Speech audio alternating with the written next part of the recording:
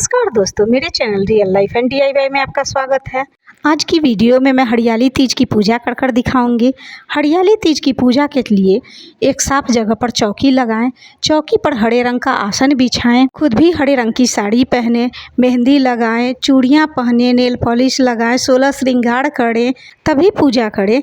सौभाग्य में वृद्धि के लिए सुहागन महिलाएं ये व्रत करती है। कुंवारी कन्या अपने मनचाहे पति पाने के लिए व्रत करती हैं। वीडियो शुरू करने से पहले अगर आपने मेरे चैनल को सब्सक्राइब नहीं किया है तो सब्सक्राइब कर ले, ताकि आने वाली वीडियो की नोटिफिकेशन आप तक पहले पहुंच जाए। कलश की स्थापना के लिए, शिव परिवार की प्रतिमा की स्थापना के लिए, पार्थिव शिवलिंग के लिए चावल का आसन देंगे। सबसे पहले शिव परिवार की स्थापना करेंगे। शिव परिवार की प्रतिमा की स्थापना करें।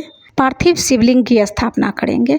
पार्थिव शिवलिंग को आप इस तरह से प्लेट में रख लें। मैंने यहाँ मिट्टी से पार्थिव शिवलिंग और गौड़ा माता की स्थापना की है। क्योंकि शिव परिवार के साथ गणेश भगवान है, इसलिए अलग से गणेश भगवान की स्थापना नहीं करेंगे, उसी में पूजा कर लेंगे। कलश की स्थापना के लिए चावल का अष्टदल कमल बनाएं, नहीं तो इसी तरह चावल का ढेर रखकर उस पर भी कलश स्थापित कर सकते हैं। अष्टदल कमल बनाने के बाद कलश की स्थापना करें।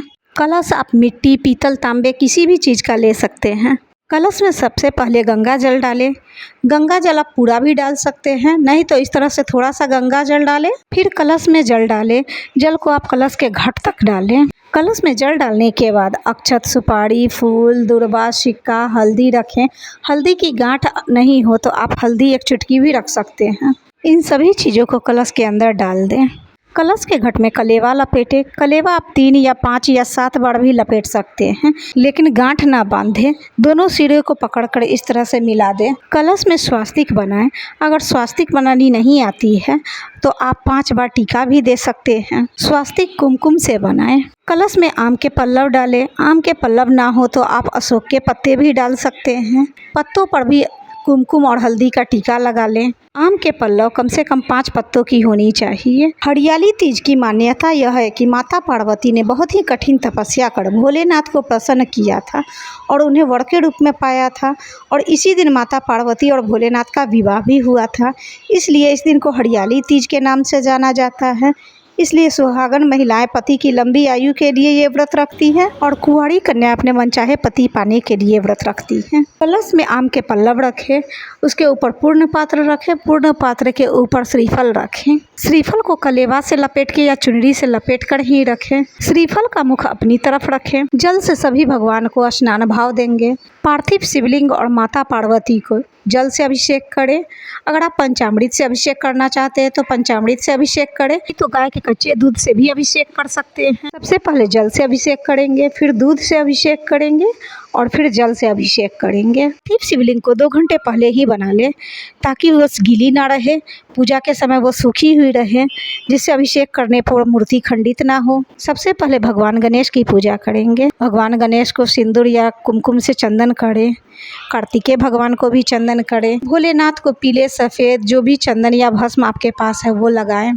आप गुलाल भी चढ़ा सकते हैं। अपनी शादी के सिंघोड़े को भी पूजा के स्थान पर रखें। भोलेनाथ को वस्त्र स्वरूपी कलेवा चढ़ा रही हूँ। आपके पास जनेऊ हो तो आप जनेऊ भी चढ़ा सकते हैं। गणेश भगवान को दुर्वा चढ़ाएं, लाल फूल चढ़ाएं, शिवलिंग पर बेलपत्र चढ़ाएं। बेलपत्र का चिकना भाग शिवलिंग में सटा कर चढ़ाएं। 3, 5, 7, 11, 21 आप कितने भी बेलपत्र चढ़ा सकते हैं। मैं यहाँ 3 बेलपत्र चढ़ा रही हूँ। भोलेनाथ की प्रतिमा पर भी बेलपत्र चढ़ाएं। शिवलिंग पर आक के फूल, सफ़ेद फूल, पीले फूल, कनेर के फूल, धतूरे के फूल, जो भी फूल आपके पास है वो फूल चढ़ाएं, मगर गुड़हल का फूल ना चढ़ाएं। भोलेनाथ को गुड़हल का फूल नहीं चढ़ाया जाता है। भोलेनाथ की प्रतिमा पर भी फूल चढ़ाएंगे। भांग चढ़ाएं, शमी के फूल चढ़ाएं, जो भी आपके पास है। शमी के फूल नहीं तो पत्ते भी चढ़ा सकते हैं। दीपक जला लें। दीपक आप घी के भी जला सकते हैं, नहीं तो तिल के तेल के भी दीपक जला सकते हैं। दीपक को आसन देकर रखें, नहीं तो इस तरह से प्लेट में रखें। धूप बत्ती जलाकर दिखा लें, ताकि पूजा का माहौल बना रहे। माता पार्वती को लाल चुनरी ओढ़ाएं।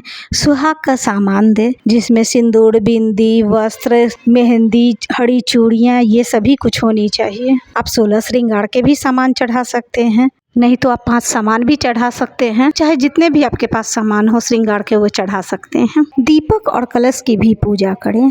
दीपक पर चंदन लगाएं, कलश पर चंदन लगाएं, श्रीफल पे चंदन लगाएं, दीपक कलश और श्रीफल पर फूल चढ़ाएं, ऋतु फल चढ़ाएं। आप जो भी भोग प्रसाद के लिए फल लाए हुए हैं, 5 फल ले सकते हैं, 3 फल ले सकते हैं, चाहे आपके पास जो जितने भी फल हों उतने फल ले सकते हैं। मीठे में मैं यहाँ बताशा चढ़ा रही हूँ। अगर आपके यहाँ घेवर चढ़ता है तो वही चढ़ाएं। कुछ दक्षिणा चढ़ाएं। पूजा में कमियों को पूरा करने के लिए हम दक्षिणा चढ़ाते हैं, इसलिए दक्षिणा चढ़ाएंगे। माता पार्वती को सिंदूर चढ़ाएं। सिंदूर आप 5, 7, 11 बार भी चढ़ा सकते हैं, मगर याद रखें आप जितने बार सिंदूर चढ़ा रहे हैं उतने बार ही आपको सुहाग लेने के समय सिंदूर माता से लेना है। मैं यहाँ 5 बार सिंदूर लगा रही हूँ। माता पार्वती की भी प्रतिमा को सिंदूर लगाएं। श्रृंगार के सामान जो हमने चढ़ाए हैं उसमें से लेकर माता को कुछ श्रृंगार करेंगे। जैसे मैं यहाँ श्रृंगार के सामान में से लेकर माता को बिंदी लगा रही हूँ।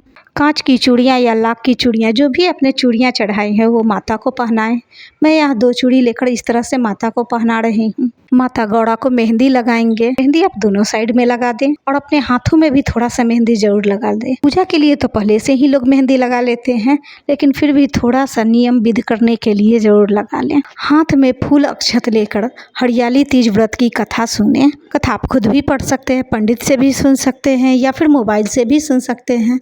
कथा सुनने के बाद भगवान के चरणों में फूल छोड़ दें। कपूर से आरती करें। सबसे पहले गणेश भगवान की आरती करें, फिर भोलेनाथ की आरती करें। आरती हमेशा खड़े होकर ही करें।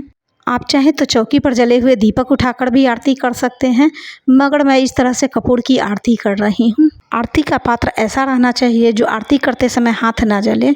आरती को कभी भी बीच में ना रखें, अगर रख दे तो दोबारा उठाएं नहीं, सिर्फ इसी तरह आरती गा लें। आरती के बाद भगवान से हाथ जोड़कर प्रार्थना करें कि मेरी पूजा स्वीकार करें, मेरे सुहाग को हमेशा बनाए रखें। पूजा में कोई कमी हो गई हो तो उसे क्षमा करें। व्रत को निर्विघ्न पूरा करें। आप चाहें तो छोटा सा हवन भी कर सकते हैं। अपनी चुनरी या साड़ी के आंचल के कोने से इस तरह से माता से सुहाग ले। जितनी बार माता को आपने सिंदूर लगाया है उतनी बार माता की मांग से सिंदूर लेकर अपनी मांग में सिंदूर लगाएं और बोले सर्व मंगल मांगले शिवे सर्वार्थ साधिके शरण्य त्र्यंबके गौरी नारायणी नमोस्तुते। प्रतिमा में भी आपने जितनी बार सिंदूर लगाया है उसमें से लेके आप सिंदूर लगा लें और अपने अखंड सौभाग्य की कामना करें। चौकी पर रखी हुई सभी चीज़ें को इसी तरह रहने देंगे। अगले दिन पार्थिव शिवलिंग का विसर्जन करें। सुहाग के सामान में से कुछ सामान अपने लिए रख लें, बाकी चीज़ें अपनी सास या जेठानी को दे दें, नहीं तो आप मंदिर में भी दान कर सकती हैं। प्रसाद को अगले दिन उतारें। खुद भी खीरा खाकर ही व्रत का पालन करें और घर में सभी को प्रसाद बांट दें। कलश को भी अगले दिन हटाएं। कलश के जल से पहले पूरे घर में छिड़काव करें, बचे हुए जल को गमले में डाल दें। सुबह में पूजा कर पार्थिव शिवलिंग का विसर्जन कर चौकी के सभी चीज़ों को हटाकर ही खीरे खाकर ही व्रत का पारण करें, तभी व्रत खोलें। ओम नमः शिवाय।